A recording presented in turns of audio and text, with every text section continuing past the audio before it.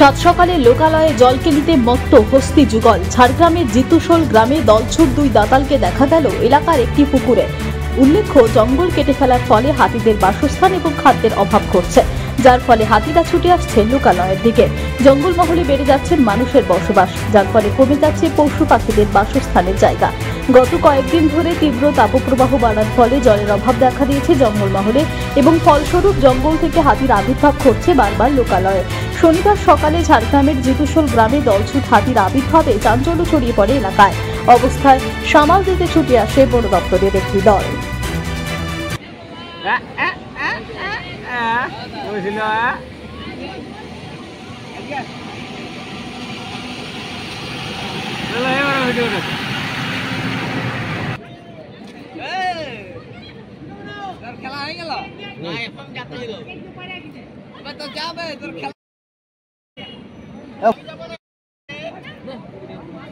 ঝাড়গ্রাম থেকে নিজস্ব প্রতিনিধির রিপোর্ট, টিভি নিউজ 10।